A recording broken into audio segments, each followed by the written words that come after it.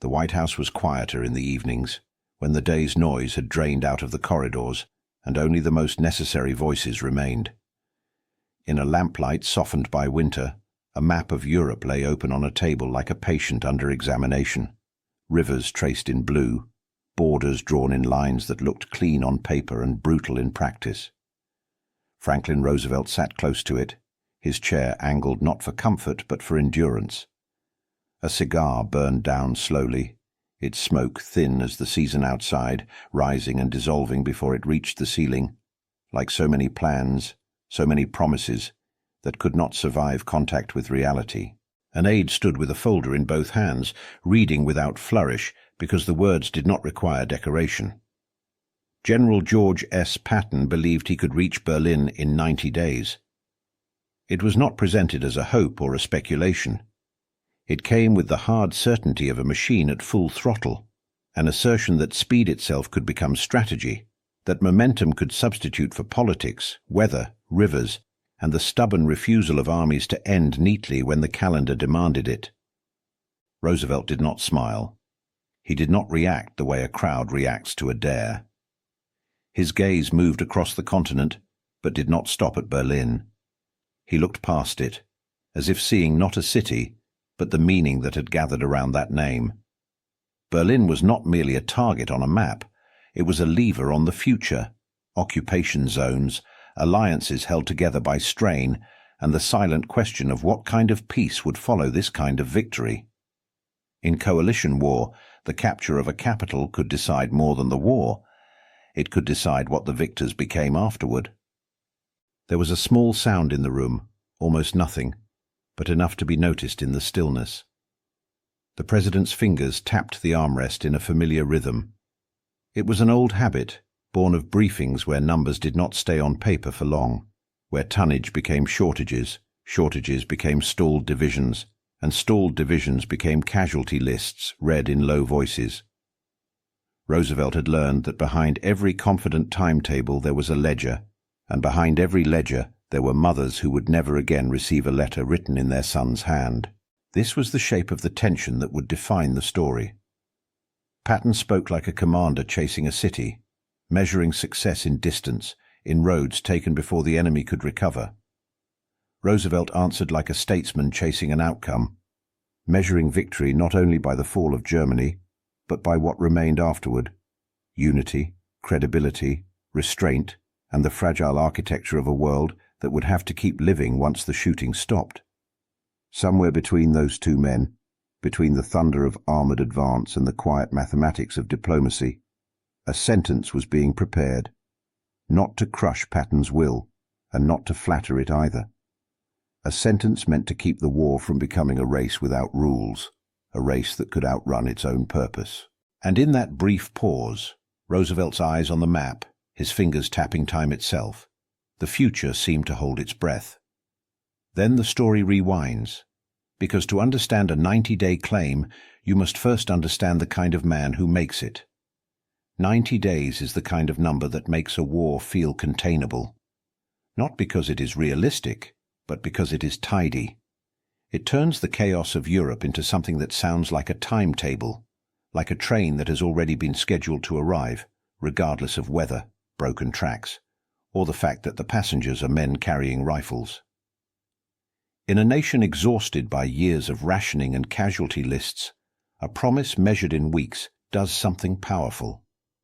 It lets people imagine an ending they can hold in their minds. But the map does not obey neat arithmetic. Germany was not a single door waiting to be kicked open. It was a hallway, long, narrow, and filled with obstacles placed deliberately to slow whoever tried to sprint through it. Rivers did not appear as blue lines. They behaved like fortresses. Rail hubs were not dots. They were the lungs of an army. And when they were bombed or captured too slowly, entire offensives suffocated. Bridges were not conveniences. They were decisions the enemy could erase in minutes with demolition charges and retreating fires. Far from the front, the seduction of that simple ending traveled faster than any armored column. In Ohio, in a kitchen lit by a small bulb above the table, a mother scanned the newspaper with careful eyes. The headline spoke of rapid advances, of momentum, of Berlin drawing nearer. Soon, it implied, without ever promising directly. And for a moment, Berlin soon translated into something softer and more personal. My son will come home. The mind does this to survive. It turns geography into reassurance. Then the next telegram arrives, and the same distance that once sounded like hope becomes a measure of how little the headline ever controlled. The first irony of speed is not that it fails, but that it creates new forms of fragility. The faster an army moves, the longer its supply line becomes. The farther the spearhead pushes, the more it depends on roads behind it, on fuel dumps that must be stocked, on trucks that must not break down, on bridges that must still exist when the next convoy arrives. Momentum feels like strength. In reality, it can be a thin thread stretched across hundreds of miles, and threads snap most easily when they are pulled tight. Patton's 90-day claim spread because it offered a mercy the public craved. One push, one finish, one clean ending. It was a story that required no footnotes, no discussion of logistics, no mention of allies, and no admission that victories can be delayed by mud, by paperwork, by politics, or by the enemy's talent for ruining timetables. It simplified the war into a single decisive run, an image as comforting as it was incomplete. But coalition war does not permit clean endings, because endings create arguments. Allies are bound together by necessity, yet they do not share identical fears. Britain worried about balance in Europe. The Soviet Union worried about who would stand where when Germany fell. America worried about finishing one war without planting the seeds of the next. Every mile gained did not only narrow the distance to Berlin, it widened the debate over what Berlin would mean once it was reached. And that is where the shock truly lives. Berlin was not only a target, it was a political fuse, wired into the future of Europe. The rush toward it could ignite more than German defeat. It could ignite suspicion among the victors themselves. The question was never just whether Patton could reach Berlin quickly. It was what would happen if he did. Roosevelt's problem was not Patton's confidence. Confidence was useful. A nation at war needed commanders who believed in motion, who could look at a battered map and still see pathways forward. The danger was what confidence became when it hardened into certainty, when a general's timetable began to sound like policy. The president needed to encourage aggression without licensing recklessness, to keep the American edge sharp, without letting it cut through the thin fabric of Allied unity. In a coalition, words carry weight far beyond the room where they are spoken. Patton's belief that he could reach Berlin in 90 days was not simply a staff conversation about distances and divisions.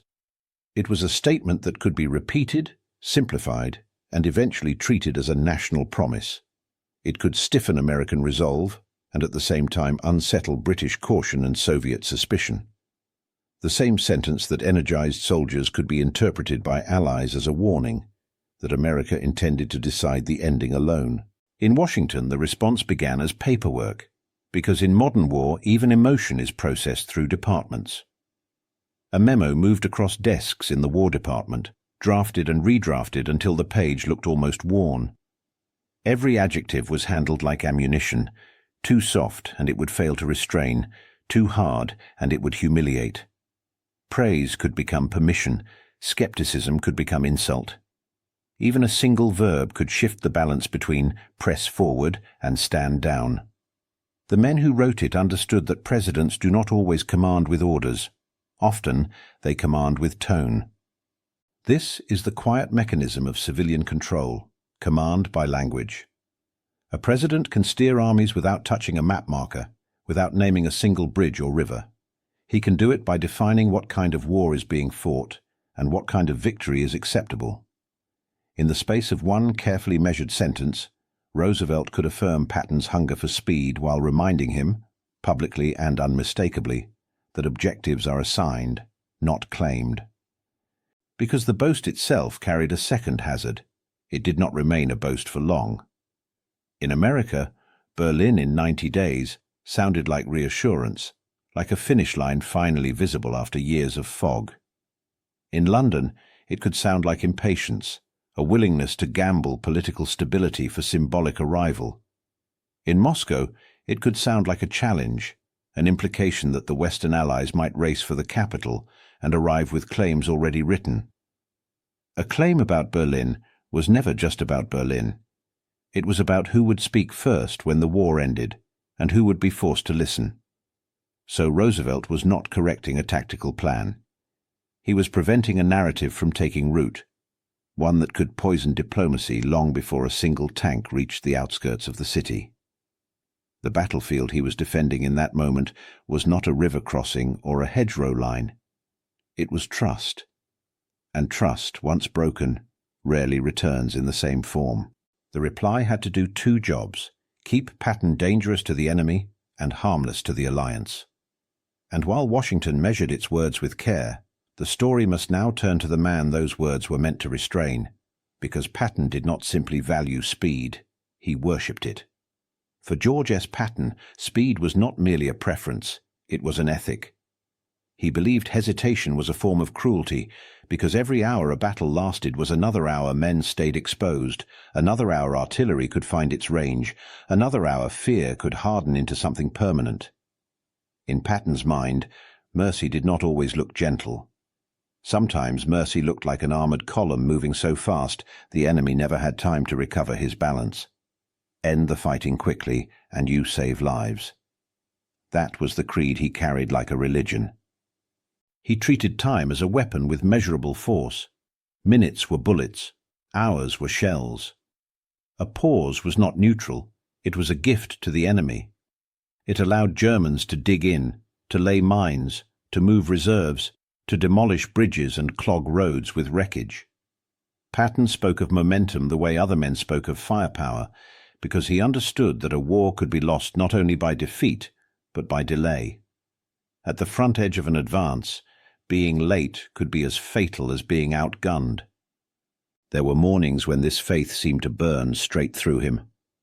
Before sunrise, with the day still cold and the tent canvas stiff, Patton would bend over a map, eyes red from too little sleep, tracing routes with a finger that moved as if the roads were already his. He lived tomorrow's advance before it happened, mentally driving his columns through villages he had not yet seen, calculating where German lines would fold, where panic would spread, where a bold thrust could turn retreat into collapse. To his staff, it could look like impatience. In truth, it was immersion. Patton's mind stayed ahead of his own troops because he believed the commander who arrives late has already agreed to pay in blood. His brilliance was not invented by myth. It was visible in the record of campaigns where he found weakness and struck before it could be repaired. In North Africa and Sicily, and later across France after the Normandy breakout, Patton had shown an instinct for the enemy's breaking points, moments when German coordination faltered, when orders were slow, when a retreat could be transformed into a rout. He punished withdrawal with pursuit, refusing to let a beaten force reorganize. He understood that confusion is temporary, and if you do not exploit it, it becomes competence again. But the same successes that proved his talent also fed his most dangerous conviction, that limits belong to lesser men. When speed keeps working, it begins to feel like a law of nature. When boldness is rewarded again and again, the mind quietly concludes that boldness is always correct. Patton's victories were real, and that reality became fuel for pride. Not the pride of vanity alone, but the pride of a man who believes he has discovered the true method of war, and that anyone who questions it is choosing waste. Here is the moral tension at the heart of Patton's genius. Momentum can save lives, but it can also seduce a commander into mistaking desire for capability. When a man begins to believe his speed is destiny, he stops treating obstacles as facts and starts treating them as insults. Rivers become inconveniences. Fuel becomes someone else's problem. Politics becomes background noise. And Berlin, heavy with symbolism and future consequence, becomes a finish line that seems to exist simply because his imagination can see it. That is why the 90-day claim did not emerge as a childish fantasy. It emerged as a pressure lever. In a war governed by priorities, by fuel allocations, bridge materials, truck miles, and the quiet authority of planners, Patton understood that ambition could become a weapon in Washington as well as on the battlefield. A bold timetable could force attention. It could demand gasoline. It could argue for precedence. It could build a case that the quickest spear should be given the sharpest edge. And beneath the language of speed, another hunger moved, older and harder to admit: glory. Not the cheap kind, but the lasting kind. The kind that is written into the closing chapter of a war. Patton wanted Berlin because Berlin meant the ending. And in Patton's world, the man who reaches the ending first becomes the man history listens to. But history, as he would soon discover, listens to more than generals. Franklin Roosevelt did not look at the war the way a field commander did. Patton saw fronts, roads, and the next 90 miles. Roosevelt saw oceans, factories, elections, and the long shadow a victory could cast across decades. For him, Europe was not the whole war. It was one front in a global struggle that stretched from the North Atlantic convoy routes to the islands of the Pacific. And behind even that vast map was another, quieter map that mattered just as much: the post-war world, where alliances would fray, borders would be argued over, and the meaning of victory would be negotiated by men who had not fired a shot. His faith was not built on romance. It was built on systems. Roosevelt thought in shipyards and tonnage, in the steady pulse of production lines and the political stamina of a democracy asked to bleed slowly. He understood that the United States did not win wars only by courage at the front, but by the ability to keep sending what the front required: men, trucks, radios, ammunition, replacement engines, week after week, month after month, until an enemy's capacity to resist collapsed under sheer weight. The war was being fought in foxholes and on beaches, but it was also being fought in places where the air smelled of oil and steel, where the noise was not gunfire, but rivet guns and shifting cranes. There were moments when that responsibility took a visible toll. Roosevelt would sit with casualty summaries and read them in silence. The room spared speeches, because no speech could improve the truth. Each figure was a life converted into a number for the sake of comprehension, yet he understood what those numbers meant in living rooms across the country. Then, without ceremony, he would sign another production directive: more landing craft, more trucks, more aircraft, more ships. The motion of the pen was calm, almost routine, but the act itself was an order to keep breathing, to keep the nation's industrial lungs expanding so that its armies could continue moving. He did not doubt the value of men like Patton. Roosevelt knew exactly what Patton represented on the battlefield. When a line had to move, Patton made it move. When the enemy began to waver, Patton did not merely advance. He pursued, turning weakness into collapse. In a war that could stagnate into attrition, that gift mattered.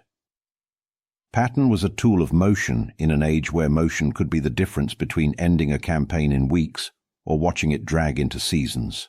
But Roosevelt also understood a danger that was harder to measure in reports. In a democracy, a general's bravado could become national policy by accident. The public hears confidence and mistakes it for promise. The press repeats a boast until it sounds like a plan. Allies listen and begin to suspect intentions that were never formally stated. A single sentence about Berlin could travel farther than any tank, leaving impressions that could not be recalled when circumstances changed. And in coalition war, impressions can be as decisive as divisions. Roosevelt's deeper fear was not a German counterattack, not even the possibility of a stalled offensive at the Rhine. Those were military problems, terrible but familiar, solved by men, steel, and time. His deeper fear was an Allied misunderstanding that would outlive the war, a rupture with Britain, a provocation of Soviet suspicion, a race for prestige that would turn cooperation into rivalry at the very moment victory demanded unity. Once that kind of fracture began, it did not stop at Berlin. It continued into the peace, into occupation zones, into future crises that no victory parade could prevent. That is why the stage was always larger than the claim. Patton spoke about Berlin as a destination. Roosevelt heard Berlin as a consequence. The general was trying to win the war by moving faster. The president was trying to win the peace by ending the war in a way that did not sabotage the alliance that made victory possible. And so the coming reply, carefully measured, deliberately restrained, was never truly about denying a general his dream. It was about keeping a coalition intact long enough for the world to survive its own triumph. Berlin was more than a city. By 1944 and into the final months of the war, it had become a symbol so heavy it could bend strategy around itself. Capitals do that. They act like magnets for headlines and for memory. To enter Berlin first was not merely to occupy streets and government buildings. It was to claim the ending, to stand in the frame of history at the moment the story closes. In wars fought by coalitions, that final image matters almost as much as the victory itself, because it suggests who led, who arrived, and who simply followed. But symbols are never free. They demand payment, and they collect it in the most unforgiving currency. Berlin sat behind distance, rivers, and a German defense that, even when collapsing, could still force men to die street by street. An advance toward it would require bridges intact, or built under fire. It would require supply lines stretched to the breaking point. And if the city had to be fought for in an urban battle, it would mean weeks of grinding combat where tanks became vulnerable, where infantry paid in small, relentless increments, and where every block could become its own battlefield. The victory poster never shows the stairwells and cellar doors. The symbol always asks for those first. In planning rooms, the argument began to take shape with the quiet sharpness of professionals who understood both ambition and arithmetic. Planners pointed to rivers the way engineers point to structural weak points, natural walls that could stop entire armies: the Rhine, the Main, the Elbe. Each one a line that would demand bridging equipment, air cover, timing, and luck. They spoke of railheads and depots, of the slow work required to keep an army fed while it moved. Patton, in those same debates, pointed to roads like they were invitations, highways through towns, routes that curved eastward, the thin black lines on a map that suggested speed was simply a matter of will. This was the trap Berlin set for men who believed in momentum. Chasing the city could pull an army forward faster than its support could follow. It could turn victory into a spear thrust so deep that the shaft broke behind it. An armored column might reach the outskirts of Berlin and still be vulnerable, short on fuel, low on ammunition, stretched so far from its supply base that it could not sustain what it had seized. And a victory that cannot be held is not a victory. It is a moment, a photograph, followed by a crisis that erases the meaning of the photograph. Patton's 90-day line in that light became more than a private opinion. It became a public temptation. It was simple enough to repeat in a newspaper, simple enough to remember at a kitchen table, simple enough to turn into an expectation. That simplicity was its power and its danger, because it implied that the war could end on schedule, that Berlin was a finish line rather than a fuse, and that speed alone could decide what would happen afterward. In a weary nation, the promise of a clean ending did not need to be proven to be believed. It only needed to be said confidently. Roosevelt saw a second irony forming as the Allies moved closer to Germany. The nearer they came to Berlin, the less freedom any one general actually possessed. That is the paradox of coalition victory. As triumph approaches, politics tightens its grip. Every mile gained increases the importance of agreements already made, promises already exchanged, borders already hinted at in conference rooms far from the front. The closer the capital becomes, the more it stops being a military target and becomes a diplomatic object, something shaped by understandings that no battlefield success can simply override. And so the story crosses a threshold. The war is no longer only a contest between armies. It becomes a contest between ambition and the physics of supply, between what men want to take and what their fuel, trucks, bridges, and alliances will allow them to hold. Because in the end, the fastest advance is not measured by distance. It is measured by how long the lifeline behind it can endure. Berlin was more than a city. By 1944, and into the final months of the war, it had become a symbol so heavy it could bend strategy around itself. Capitals do that. They act like magnets for headlines and for memory. To enter Berlin first was not merely to occupy streets and government buildings, it was to claim the ending, to stand in the frame of history at the moment the story closes. In wars fought by coalitions, that final image matters almost as much as the victory itself, because it suggests who led, who arrived, and who simply followed. But symbols are never free. They demand payment, and they collect it in the most unforgiving currency. Berlin sat behind distance, rivers, and a German defense that, even when collapsing, could still force men to die street by street. An advance toward it would require bridges intact or built under fire. It would require supply lines stretched to the breaking point. And if the city had to be fought for in an urban battle, it would mean weeks of grinding combat where tanks became vulnerable, where infantry paid in small, relentless increments, and where every block could become its own battlefield. The victory poster never shows the stairwells and cellar doors. The symbol always asks for those first. In planning rooms, the argument began to take shape with the quiet sharpness of professionals who understood both ambition and arithmetic. Planners pointed to rivers the way engineers point to structural weak points, natural walls that could stop entire armies. The Rhine, the Main, the Elbe. Each one a line that would demand bridging equipment, air cover, timing, and luck. They spoke of railheads and depots, of the slow work required to keep an army fed while it moved. Patton, in those same debates, pointed to roads like they were invitations, highways through towns, routes that curved eastward. The thin black lines on a map that suggested speed was simply a matter of will. This was the trap Berlin set for men who believed in momentum. Chasing the city could pull an army forward faster than its support could follow. It could turn victory into a spear thrust so deep that the shaft broke behind it. An armored column might reach the outskirts of Berlin and still be vulnerable, short on fuel, low on ammunition, stretched so far from its supply base that it could not sustain what it had seized. And a victory that cannot be held is not a victory. It is a moment, a photograph, followed by a crisis that erases the meaning of the photograph. Patton's 90-day line, in that light, became more than a private opinion. It became a public temptation. It was simple enough to repeat in a newspaper, simple enough to remember at a kitchen table, simple enough to turn into an expectation. That simplicity was its power and its danger. Because it implied that the war could end on schedule, that Berlin was a finish line rather than a fuse, and that speed alone could decide what would happen afterward. In a weary nation, the promise of a clean ending did not need to be proven to be believed. It only needed to be said confidently.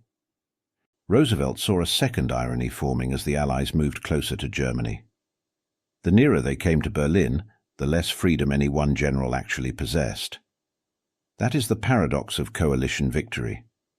As triumph approaches, politics tightens its grip. Every mile gained increases the importance of agreements already made, promises already exchanged, borders already hinted at in conference rooms far from the front. The closer the capital becomes, the more it stops being a military target and becomes a diplomatic object, something shaped by understandings that no battlefield success can simply override. And so, the story crosses a threshold. The war is no longer only a contest between armies. It becomes a contest between ambition and the physics of supply, between what men want to take and what their fuel, trucks, bridges and alliances will allow them to hold. Because in the end, the fastest advance is not measured by distance. It is measured by how long the lifeline behind it can endure. If you wanted to understand how wars are truly won, you did not begin with flags or speeches. You began on the roads. In the rear areas of the Allied advance, the battlefield looked nothing like the posters. It was convoys of trucks moving in long, unbroken lines, their headlamps hooded, their engines coughing in the cold. It was muddy depots where crates were stacked higher than a man's reach, where the ground swallowed boots and wheels alike. It was mechanics hunched under floodlights, hands black with grease, working on engines that never had the luxury of resting. Here, war became maintenance, an endless cycle of repair, refuel, reload, and move again. This invisible front did not produce dramatic photographs, but it decided the pace of everything that happened ahead. A modern offensive is not limited by courage alone. It is limited by tonnage delivered, by the number of gallons that arrive each day, by how many tires can be replaced before rubber fails, by how many bridges can carry the weight of armor without collapsing into the river. The distance to Berlin was measured not only in miles, but in truck miles. How far a vehicle could travel before it broke, how long it could run before it needed parts that had not yet been unloaded at a port. The men on that front fought a different kind of exhaustion. A driver could spend hours staring into darkness, following the red glow of the taillight ahead, feeling the road through the steering column as if it were part of his bones. 2 seconds mattered. 2 seconds could mean a missed turn, a stalled convoy, a bottleneck that would ripple backward like a clot in an artery. One night, somewhere on a narrow road, a driver drifted for only a moment. 2 seconds of sleep that arrived like a betrayal. He jolted awake to find his truck crossing the center line, the world suddenly too close, too fast. He corrected in time, but the realization stayed with him. 2 seconds could delay a whole division.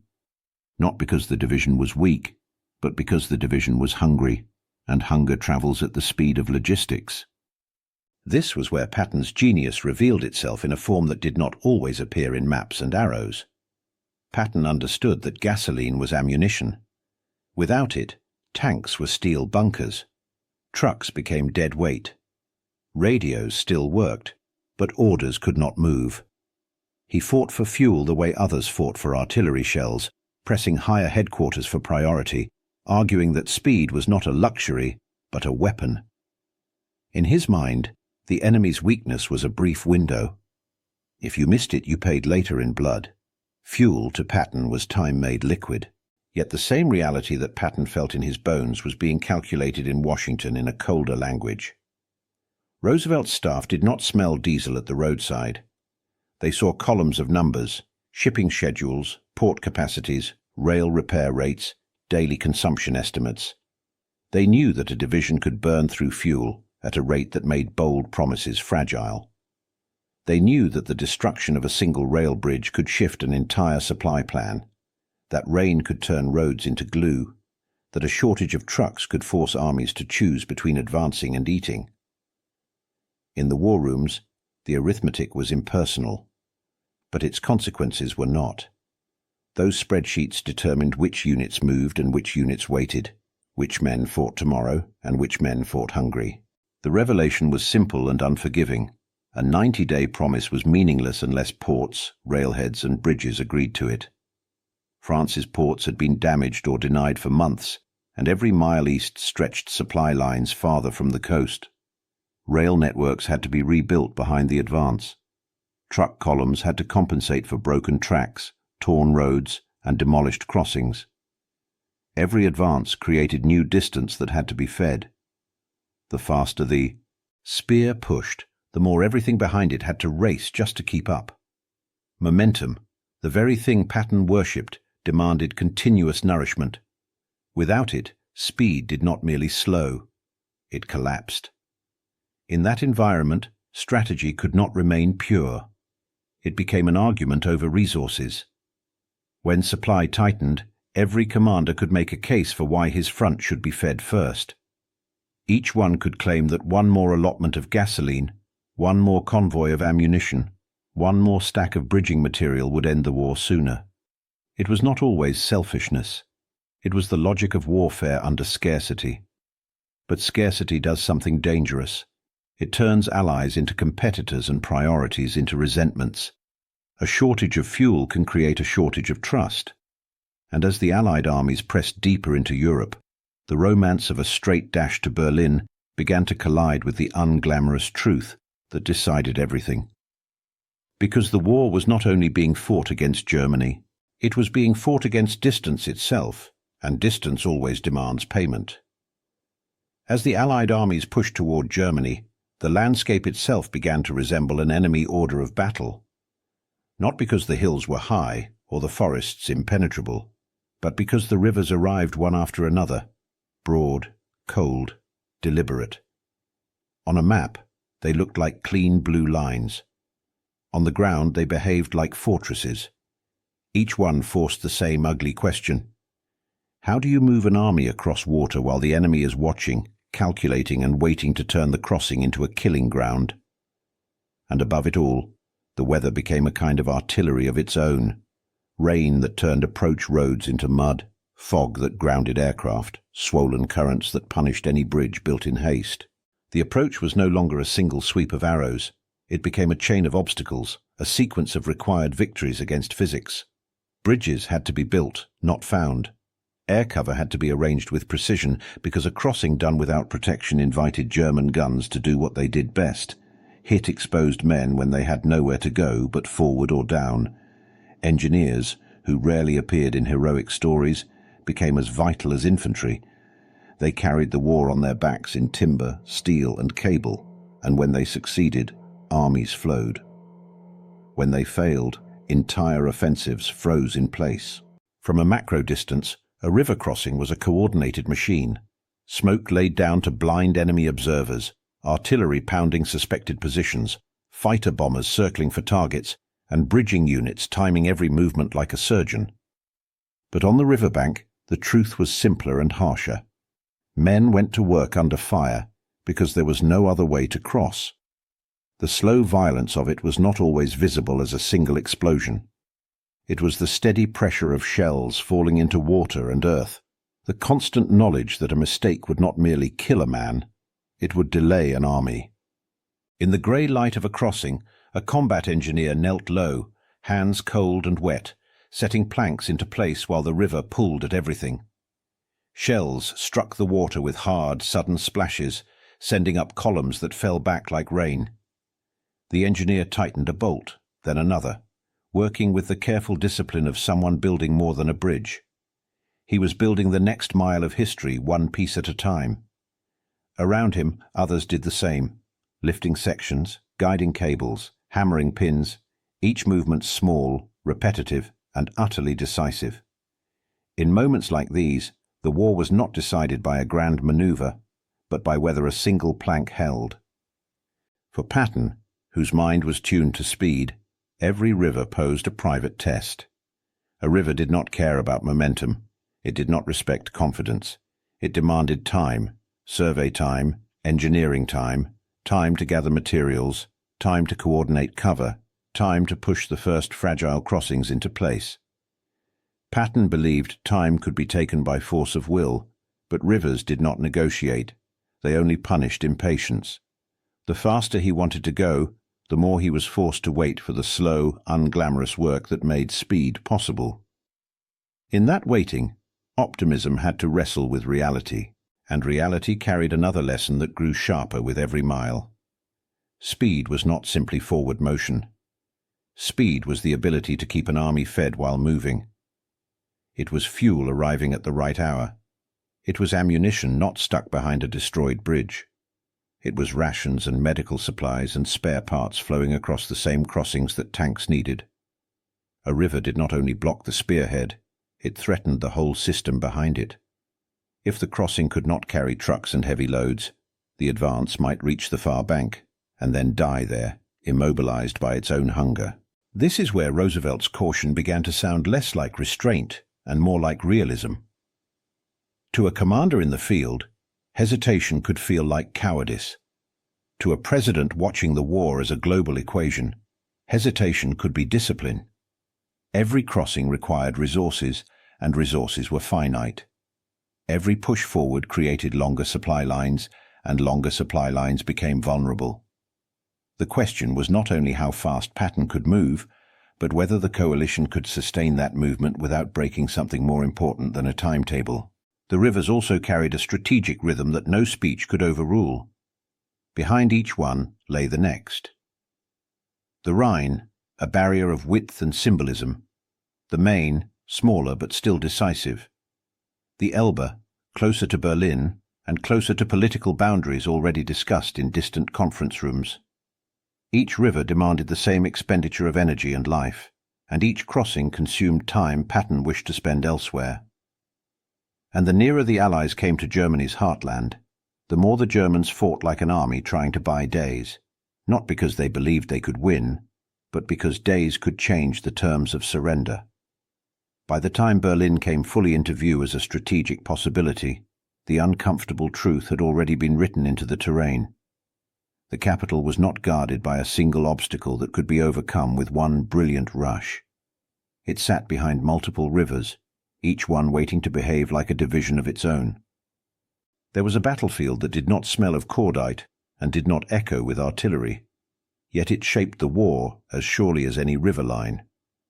It existed in conference rooms and war cabinets, under chandeliers and shaded lamps, where maps were spread across polished tables and men argued in measured sentences. Here, leaders spoke of zones and guarantees, while soldiers bled to make those words real. The front line moved in France and Belgium, but the post-war map was already being drafted far from the guns, by hands that would never carry a rifle, yet could still decide where rifles would be needed next.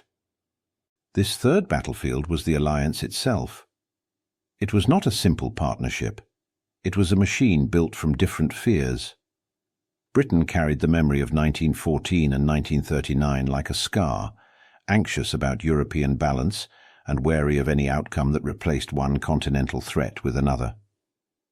The Soviet Union carried its own arithmetic of suffering, tens of millions dead, cities burned, an obsession with security that demanded buffers, not promises. And the United States carried responsibilities that grew heavier with each month. To supply, to coordinate, to mediate, and to keep the coalition from collapsing under the weight of its own victory. Alliance management was its own form of warfare. It required patience, restraint, and the ability to speak in a way that could be interpreted by multiple audiences at once. It required choosing words that could hold together when circumstances changed. Because a careless commitment made in a warm room could become a hard border later, drawn in concrete and guarded with rifles. The men in those rooms knew that wars end quickly, but consequences are slow. They move for decades. In these meetings, Roosevelt often listened longer than he spoke. It was not weakness, it was calculation. He understood that the strongest power in the room is sometimes the one that allows others to talk until their true demands reveal themselves. He had learned through years of politics that a promise is easy to make and hard to escape, and he knew that the promises made among allies in 1944 and 1945 would be tested not by speeches, but by armies standing in the wrong place at the wrong time. There was a moment, small, almost invisible to anyone outside the room, when Roosevelt sat with a briefing folder open, his face unreadable, while others debated what victory would look like in practice. He did not interrupt. He did not rush the conversation toward a headline. He let the anxieties surface. British concern about Soviet reach, Soviet concern about Western intentions, American concern about keeping the war effort unified without handing the future to suspicion. Roosevelt understood that the war was not only a matter of defeating Germany, it was a matter of preventing the victors from turning their weapons eventually toward each other. The revelation that formed in those rooms was uncomfortable and unavoidable. Berlin was not merely military terrain. It was leverage. It was suspicion. It was the centerpiece of future occupation zones and the symbol through which post-war legitimacy would be claimed. Whoever took Berlin would not only end a campaign, they would shape the story that followed, and stories in politics become power. That is why Berlin appeared again and again, not as a set of streets, but as an argument about the future. In that light, Patton's claim carried a political charge, even if he did not intend it. Berlin in 90 days could be heard as America announcing that it would arrive first and settle questions later. It could sound like speed would be used to rewrite understandings before diplomats could enforce them. To the British, it might suggest America was prepared to gamble alliance harmony for a dramatic finish. To the Soviets, it could confirm a fear already present, that the Western Allies might race east not just to defeat Germany, but to deny Soviet influence. The claim was operational language, but it could be received as strategic intent. This is why Roosevelt's reply mattered beyond Patton's pride. It had to prevent that interpretation without humiliating one of his most effective commanders. Humiliation would not only weaken Patton, it would create internal fracture at the moment unity was essential. Yet silence would be interpreted abroad as consent. Roosevelt needed to do what coalition leadership often demands: correct without shaming, restrain without insulting, and define limits without admitting fear. Because as victory approached, the alliance did not relax, it tightened. The closer the end came, the higher the stakes became for what followed the end. Each liberated city raised the question of who would administer it. Each advancing army raised the question of where it would stop. The nearer Berlin grew, the more every movement began to look like a claim, and every claim began to look like a threat. The war's final months became a narrowing corridor where military routes were increasingly dictated by political understandings already in motion. It was a vice closing slowly. The Germans were weakening, yet the coalition could not simply surge wherever desire pointed. The roads to Berlin were still there, still visible on the map. But now they ran through agreements, expectations and fears that could not be bulldozed by tanks. And in that tightening space between battlefield opportunity and diplomatic necessity, Roosevelt prepared to speak, a sentence designed not only to answer Patton, but to keep the alliance from cracking at the moment it was about to win. The moment arrived without ceremony, as so many decisive moments do. No cameras, no cheering crowd. Just a message shaped by careful hands, moving through channels of command until it reached the one man whose confidence had begun to sound like inevitability. Roosevelt did not answer Patton with anger. He did not answer him with mockery. He answered with something far more powerful in a democracy at war: controlled approval, followed by a boundary so quietly drawn it could be mistaken for courtesy. It was the political equivalent of taking the wheel while letting the driver keep his hands in place. The language was deliberate. It welcomed the spirit of attack, the hunger for speed, the refusal to accept delay as fate. It acknowledged what Patton represented to the army and to the country: motion, pressure, the ability to turn opportunity into collapse. But inside that encouragement was a principle that could not be negotiated, not even for a man who believed time itself could be bullied into surrender. Spirit was welcome, the sentence implied. Yet objectives were assigned, not claimed. A general could propose, he could argue, he could press. But he could not announce the ending as if the ending belonged to him. The brilliance of the reply was in what it did not do. It did not debate Patton's arithmetic. It did not engage the boast on its own terms, because to do so would dignify it as a contest of timelines. Roosevelt avoided that trap. He reframed the entire conversation. This was not about whether Berlin could be reached in 90 days. It was about who had the authority to decide what reaching Berlin meant and what price the nation would accept for the privilege of being first. When Patton read it, the reaction was not theatrical. It was physical, almost involuntary. A tightening at the jaw. A pause held a fraction too long.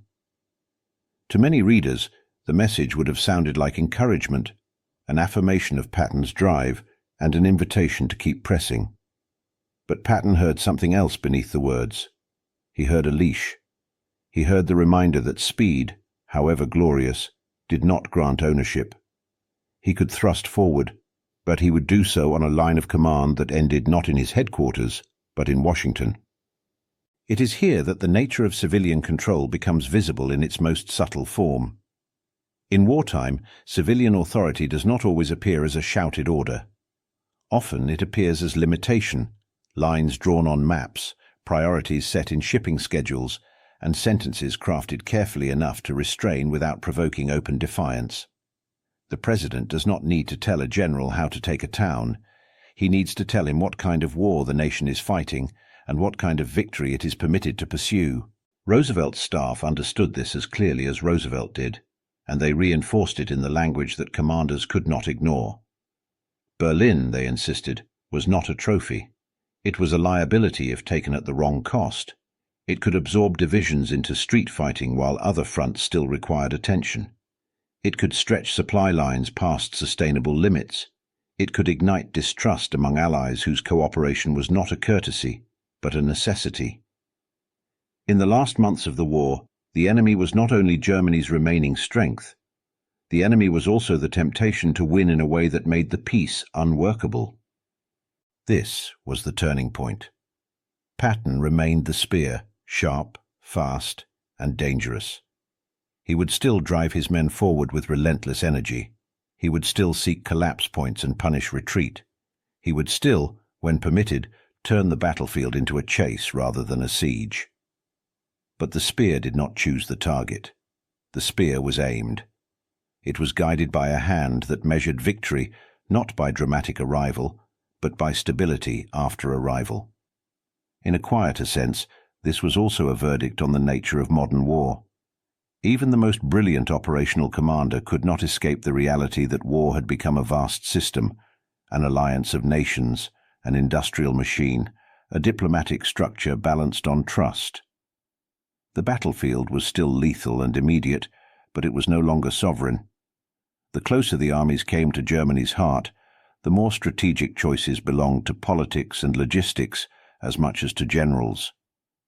And as Germany began to crack, its armies retreating, its cities falling, its leadership growing desperate, the central question shifted. Not, can we? Patton could always make a case for what could be done. The real question became harder and more adult. What are we willing to pay for symbolism? Because in the final months of the war, the most dangerous temptation was not defeat. It was the belief that being first mattered more than what would come afterward. Spring of 1945 brought a tempo that felt unreal to men who had lived through the slow violence of hedgerows, winter mud, and frozen stalemates.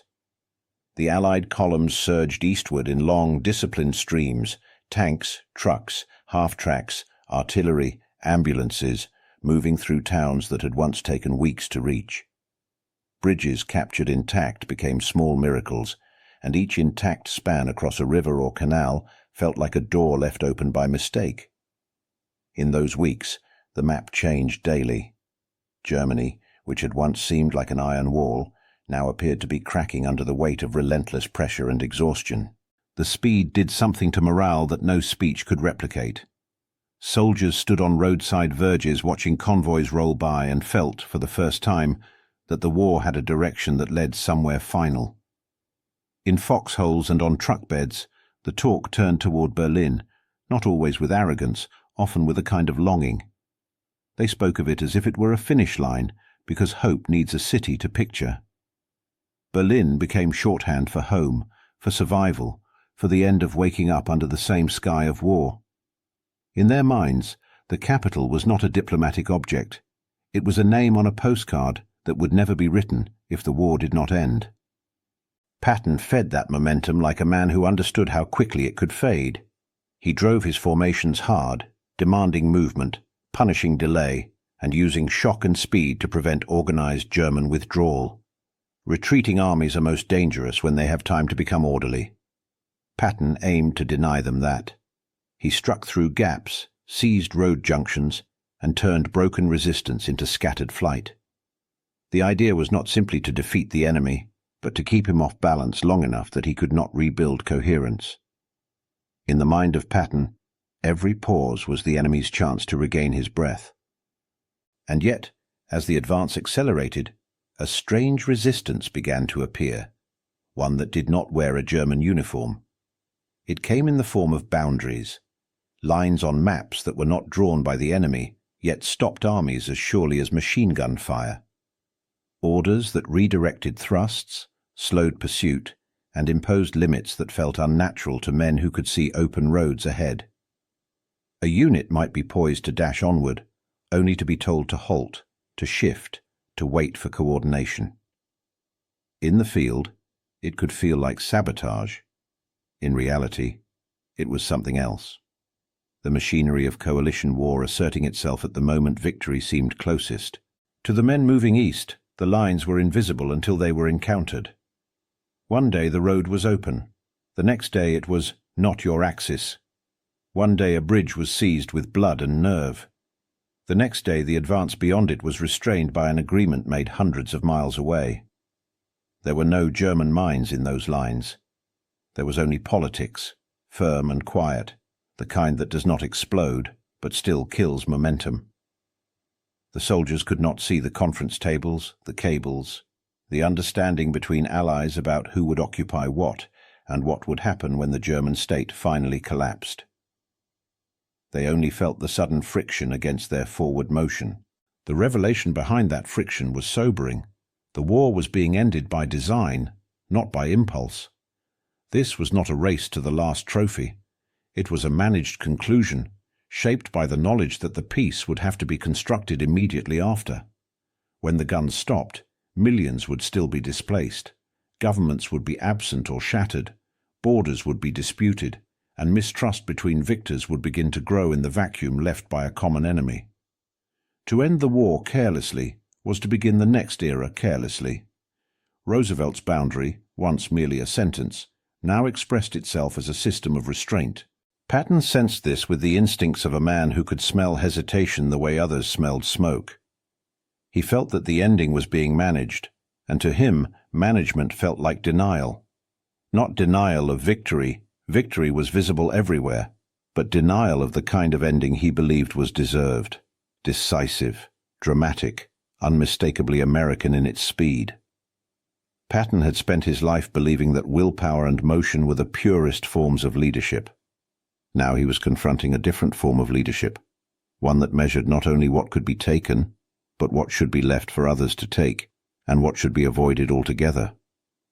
This tension was sharpened by the fact that the enemy was visibly collapsing. Towns fell in hours. German units surrendered in groups, their faces grey with hunger and defeat.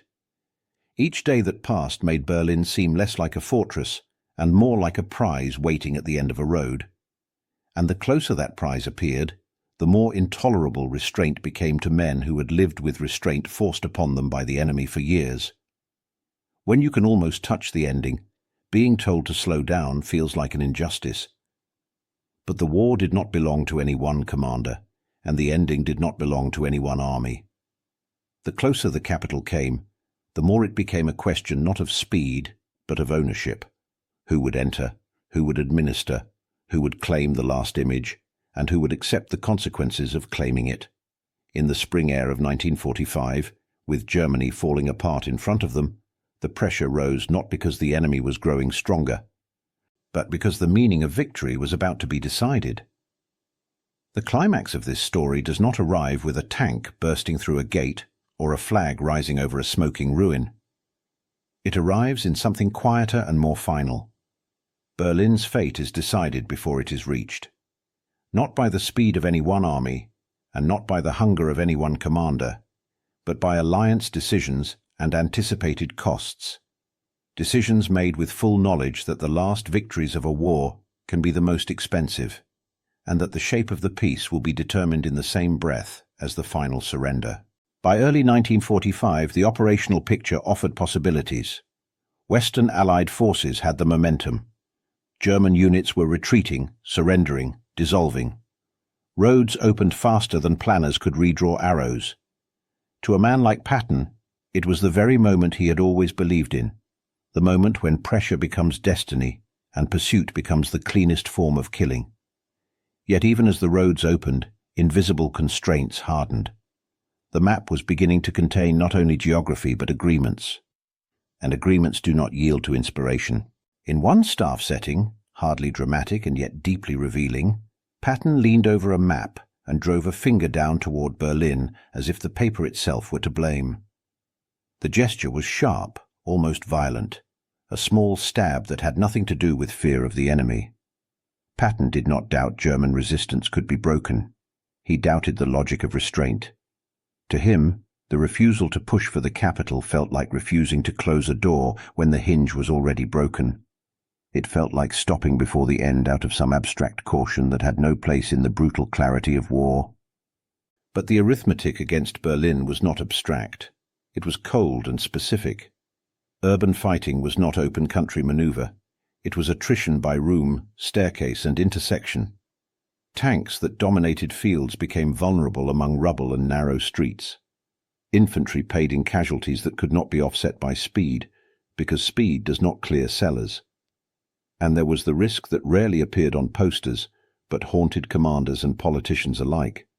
Friendly fire and confusion when multiple Allied forces operated under different assumptions, racing toward a symbol under the strain of rivalry. Berlin was not just defended by Germans.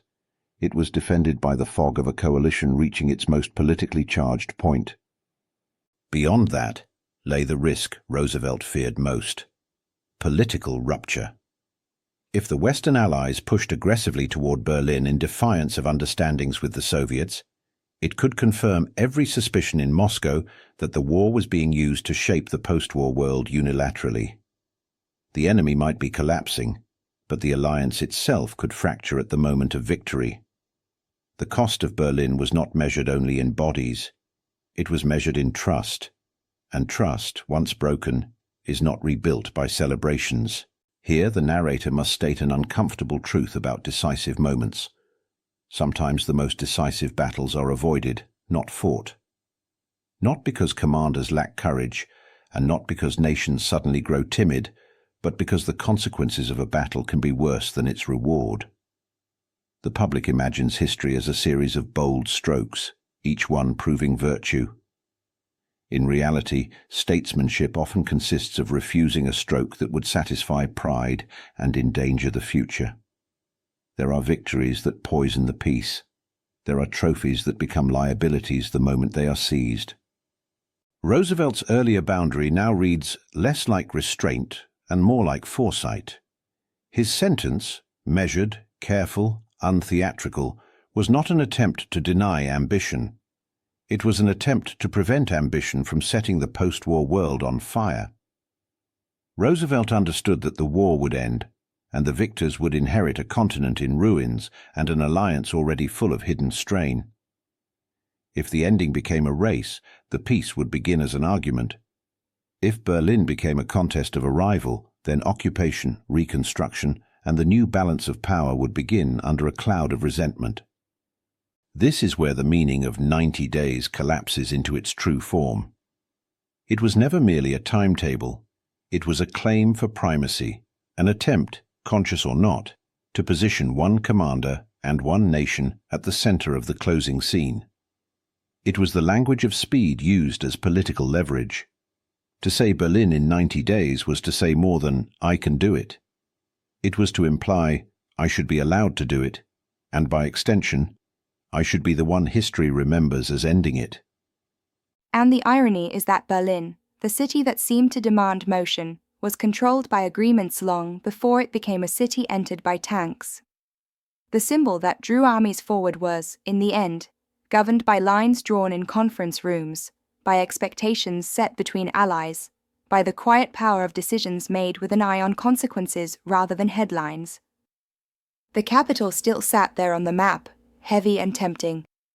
Soldiers still spoke its name like a final promise. Patton still felt the pull of it like gravity. But now, as the war narrowed toward its ending, the truth tightened into place. Berlin would not be taken simply by those who could reach it. It would be taken, if taken at all, by those the coalition agreed should claim it. When the war ended, it did not end cleanly in the minds of those who had lived inside it. The guns fell silent, the maps were redrawn, and the official story moved on, yet certain sentences refused to die. Patton's claim, the one that had sounded like momentum made inevitable, began a second life after the orders that restrained him had already been obeyed. It became an after-war story, one of the most persistent and dangerous kinds, the story of being held back. It carried a simple grievance, easy to repeat and hard to disprove. We could have finished it faster, it suggested. We were stopped. Someone chose politics over victory. Nations build memory the way armies build bridges, quickly, under pressure, and sometimes with weak supports. Memory is not an archive. It is a structure. It must carry weight, and so it favors clean beams over complicated joints. In the years after 1945, people wanted a narrative that made sense of sacrifice. They wanted clarity, not nuance. They wanted heroes who pushed forward and obstacles that delayed them. This is how myths form, not as deliberate lies, but as simplified answers to questions too heavy for ordinary conversation. The myth grew in the spaces where details fade first. In a bar years later, under dim light and cigarette smoke, veterans argued with the certainty of men whose memories were both vivid and incomplete. They spoke of roads that had been open, of towns that had fallen without a fight, of the feeling that Germany had been collapsing faster than anyone dared admit. They spoke of Berlin as if it had been a door left unlocked. Someone would say it plainly, Patton could have taken it. Another would nod. A third would insist that speed would have solved everything. The arguments were not always political. Often they were emotional. The idea that the war could have ended sooner was a way of making the losses feel less senseless. If speed was denied, then perhaps the dead were not inevitable. They were the cost of restraint. But myths are attractive precisely because they simplify decisions that were never simple. They turn a tangled moral problem into a story with clean lines. A general who wanted to win, a politician who would not let him. In reality, the questions surrounding Berlin involved urban fighting, supply limitations, coalition agreements, and the dangerous chemistry of trust among allies whose fears did not end with Germany's surrender. Those complexities do not fit easily into a sentence spoken over a drink. A myth fits. It gives the mind an easy shape to hold, and it gives grief a direction. Roosevelt's sentence, the one that had drawn the boundary, was remembered differently by different audiences, and that difference mattered. To some, it sounded like wisdom, a leader refusing to gamble young men for symbolism, a statesman guarding the alliance that would need to survive victory. To others, it sounded like politics, a president managing appearances, conceding the final image to agreements rather than exploiting battlefield advantage. The same restraint could be interpreted as responsibility or weakness depending on what the listener wanted the war to mean. The cost of that divide did not remain in old conversations. It seeped into doctrine, into public trust, into the way future conflicts were explained. If people believed that victory had been delayed by politicians, they became more willing to distrust civilian leadership in the next war. If they believed speed had been denied for reasons that were not military, they became more likely to demand wars be fought with a single-minded focus on dramatic endings, regardless of long-term consequences. Even the language changed. Held back became a convenient accusation, a way to argue that restraint is always unnecessary, that the fastest path is always the right one, and that diplomacy is merely an obstacle to true victory. And this is how myths begin to shake nations.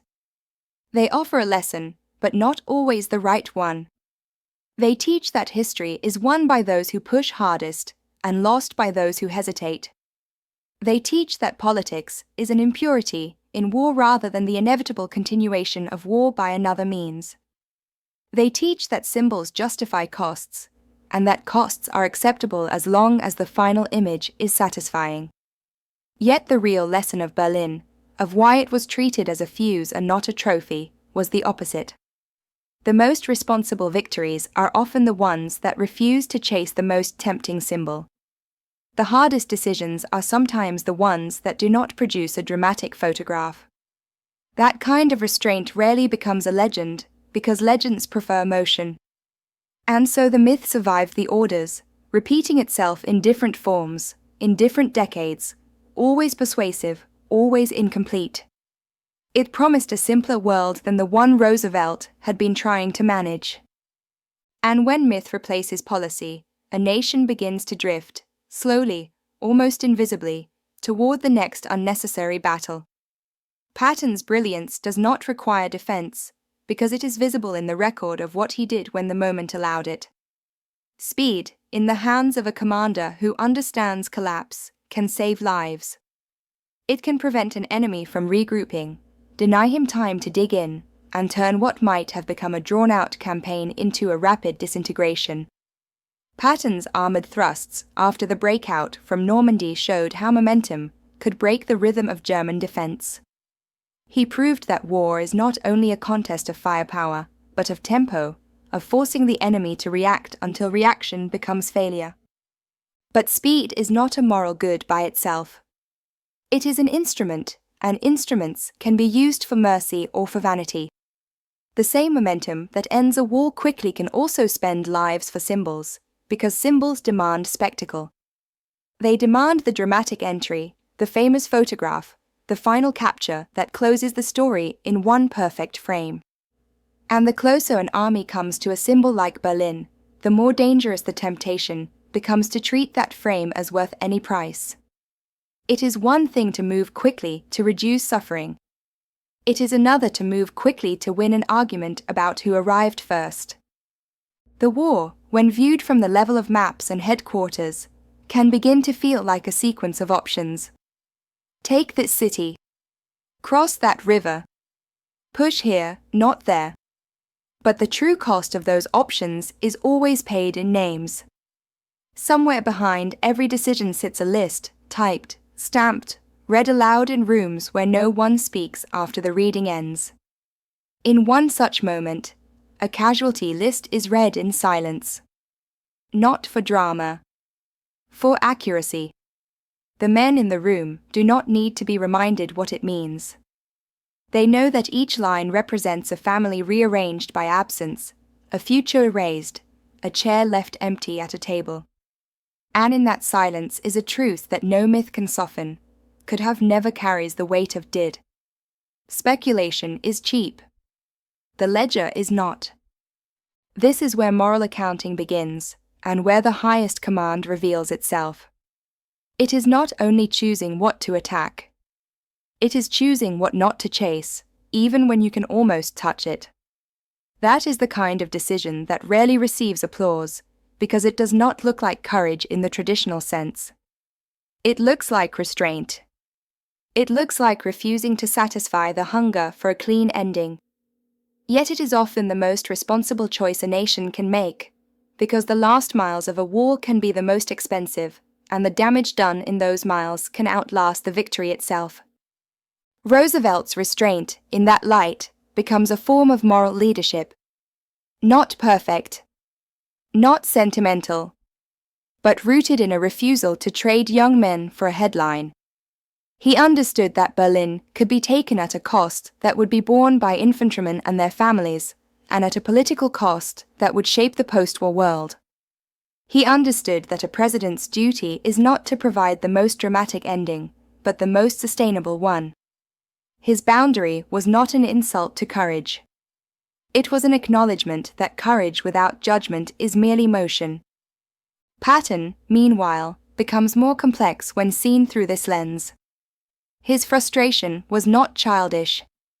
It was human. He was a man built for one kind of world, a world where decisive movement is rewarded, where the battlefield is the primary arena, where victory is measured in terrain taken and enemy shattered.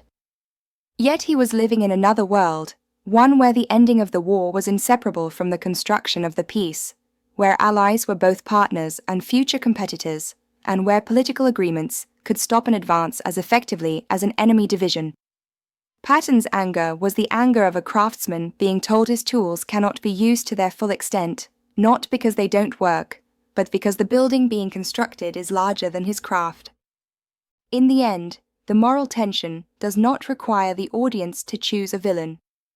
It asks them to understand a collision between two kinds of responsibility. Patton's vision of mercy through speed, and Roosevelt's vision of mercy through restraint. One measured victory by distance and tempo, by the sense that the enemy was being denied his last breath.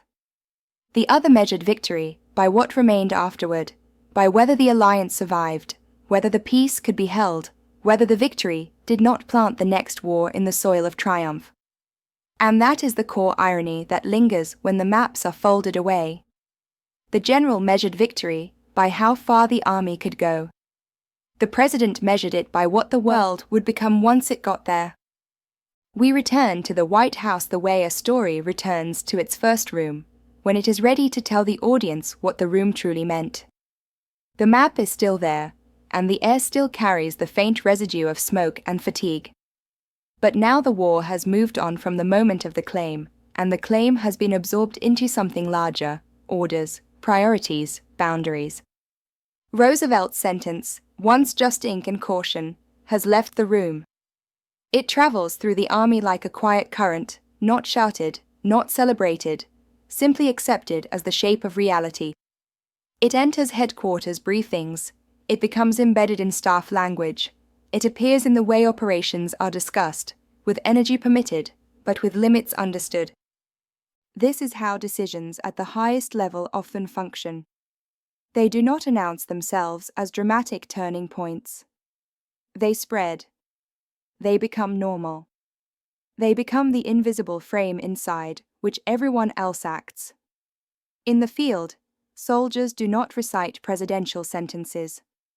They feel their effects in where fuel is sent, in which front receives priority, in which river crossings become essential and which become secondary. The wheelchair, a map, and a pause becomes, in practice, 1,000 small constraints that guide the advance without ever fully explaining themselves. And the macro truth remains what it always was: the war ends through system. It ends through industry that keeps producing when the nation is tired. It ends through logistics that keep feeding and fueling armies across a continent. It ends through alliance discipline that prevents partners from turning victory into rivalry. The battlefield is where sacrifice is visible, but the outcome is held together by structures that are rarely cinematic: shipyards, railheads, depots, conferences, memos written in careful language. One man can accelerate a front. He cannot independently end a coalition war on his own timetable. Somewhere closer to the front, Patton confronts the boundary in the only way a man like Patton can, privately, with anger too controlled to be called rage. The noise of headquarters fades, and there is a moment where he stands alone with a map, the paper creased and worn from constant use. Berlin sits there like a bell that continues to ring even when no one strikes it, a city he can almost hear, almost feel. He traces routes that will not be taken, axes that will not be prioritized. The frustration is not merely professional. It is existential. Patton was built for motion, and motion is now governed by decisions made beyond his reach. He is forced to accept a boundary he did not draw, and that acceptance is its own kind of defeat, quiet, internal, and permanent. In that contrast lies the deeper revelation. The end of wars is never only military. It is political by nature and moral by cost.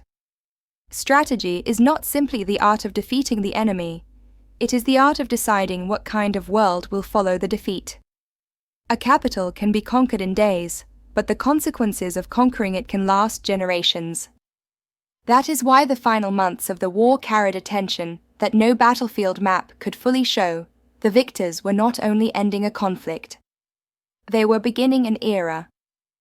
Roosevelt's reply, when seen from the distance of history, becomes the adult voice behind the front line, firm, unsentimental, responsible.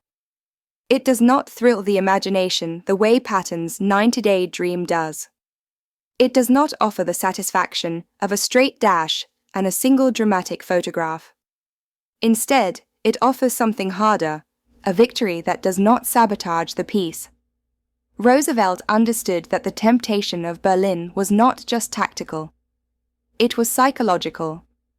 It promised a clean ending to a dirty war. But clean endings can create dirty futures if they are pursued without restraint. The moral reversal settles here, in the final calm. Patton's faith in speed was not wrong, it was incomplete. Speed can save lives when it prevents regrouping and shortens campaigns.